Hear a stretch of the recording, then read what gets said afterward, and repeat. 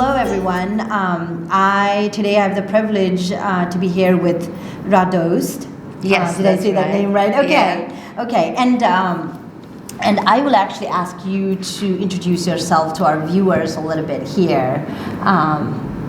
Okay, hello everyone. Yeah. So I come from Bulgaria, and for the past 2 years I've been the key partnership manager of SiteGround, which is international web hosting company. I love working with the WordPress community. I go to WordCamps a lot, and I'm here now. Yeah, that's wonderful.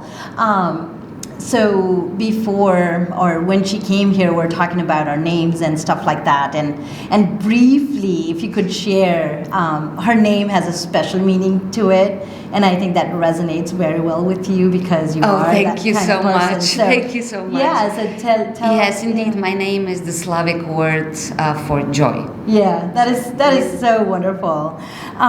So tell us a little bit about your journey on WordPress. My journey is, I think, one of the not so common ones, because you'll be surprised to know that I have never really made a WordPress site or any other site in my life. My journey started again with SiteGround, and I had very vague idea what WordPress is before I joined SiteGround. But for the past 2 years, I've been working so much with it, and that even though I don't have practical experience with it, I love the community. I work with the people, and I really think that the whole philosophy behind WordPress resonates with me. Yes. So, that's wonderful. Thank you for sharing that and being absolutely honest about, that you have not built a website, but you are, a part of this community. That's excellent.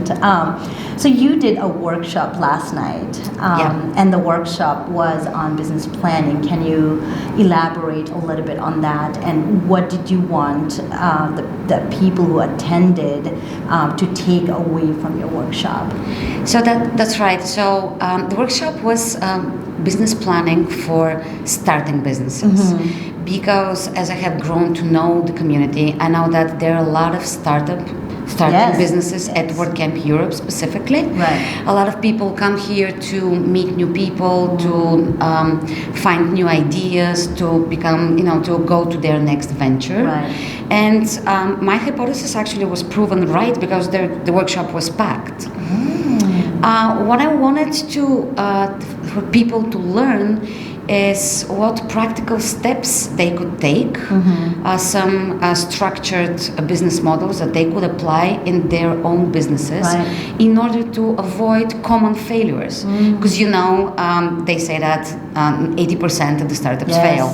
And personally, I'm convinced that the poor planning before you start developing your business, and also the lack of monitoring the results as you go along on a regular basis are the reason for these failures.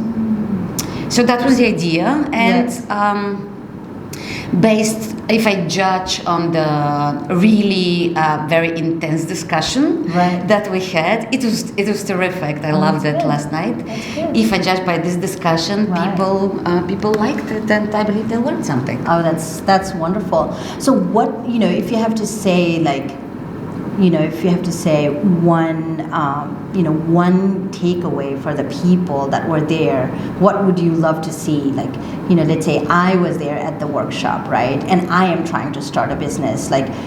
Your idea was to give them tools to go and do the business, or what was? I gave them tools. I literally gave them business models that they could apply practically, whatever business they develop, including WordPress, starting business.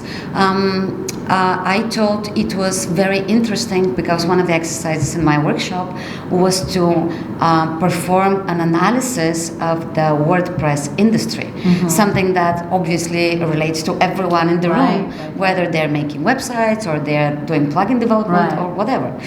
And we did that together, and so that now everybody walked out from the workshop with a clear picture of what WordPress industry is today and how it affects their own business.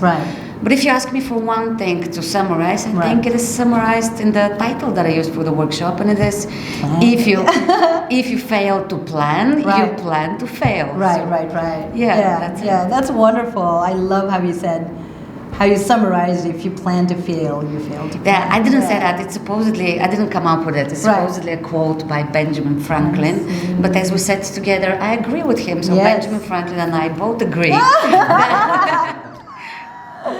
I love it. In your opinion, how do you master the art of business planning? You just, and I don't think you need to, first of all, experience. Yes. Unfortunately, the worse experience you have, the better you become in business planning, which is frequent in life, right? Yeah. The more you fail, you learn from your mistakes and all that. But I also believe that it's possible for this to be avoided, or not really avoided, but minimized. Yeah. Because we all fail, more or less. Yes. I think you master it through discipline. Business planning, it's a science. Yes. It's easy to learn it. There is information about it. You don't need to go to business school to learn how to business plan. Right. But what people frequently don't apply is they don't force themselves to, first of all, to sit down and write. Right. And this is very important, because we think that things are clear in our head, but it is not. It's when you sit down and write it, you have a clear picture of what your ideas, plans, and so forth were at that moment. Right. You go back and revisit 2 weeks after that. Something has changed around you, and then you scratch and change it, but then you also see what you thought back then and after that. Right. And as said, it is also when you do projections, for example, which are a big part of business planning, it is very important to go and revisit in a month. Not in 6 months, not in 1 year, because after a year you just revisit your projections, you see that nothing happened, but you have already bankrupted. In the meantime, it's important that you revisit, that you improve, that you adjust. And this is all done, it doesn't take all that much, it just all takes discipline. And this is what's missing. Right. I 100% agree with you. So when you said, revisit, is there a time frame that you suggest, for revisiting your business planning? Because, when people plan for their business, they're like 5 years, 10 years, 1 year, however long that would be. That would depend on each individual business, but if we're talking about small startups, so it's a couple of people or 3 or 4 people or even one person. Usually they'll be moving very fast paced. They're doing the things, and they need to do a lot of things very fast. So in that case, I think the most important thing is to put milestones. First of all, to very, very clearly define what real milestones are for you. Because it's like to start our website, for the website to go live, as opposed to go buy stationery. So to go buy stationery is not a milestone. So you need to separate the important things.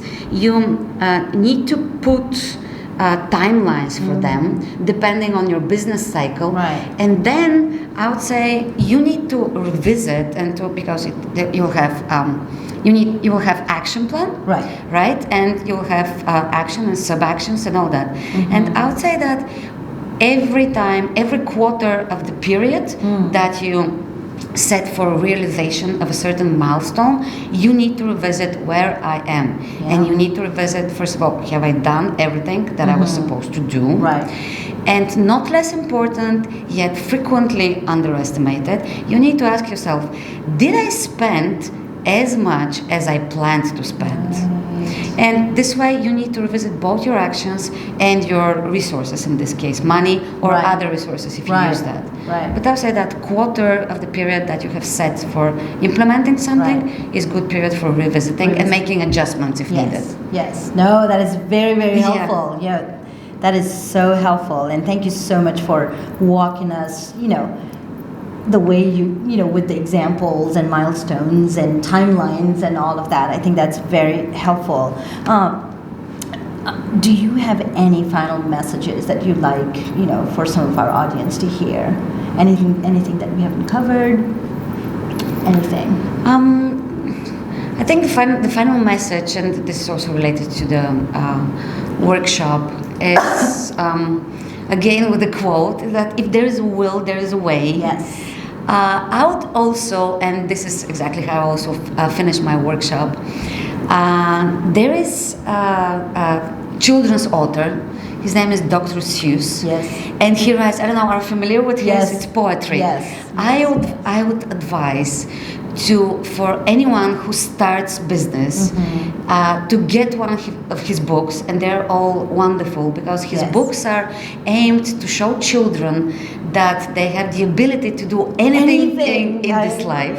And I think that this is a great inspirational book for any starting business person to make them smile even when it gets really difficult. Oh, that is so sweet. And this has probably been one of the most inspirational interviews I've done. So thank you so much for that, and thank you for sharing all your, advices and messages. I truly appreciate it. You guys are great. Thank you. Thank you. And we have a little something here for you on behalf of DevotePress. This is awesome. Yeah. Really, that is great. Yeah. Oh, it's already in there. So it's great. I so much needed that. How did you know? I took my partner's business card case because I don't have one. I haven't bought one yet. Great, thank you so much. And here's some tea for you. This is great. Thank you so much. Yeah, thanks. That was wonderful. Don't forget to subscribe, like and hit that bell icon to get notified every time we upload a new video.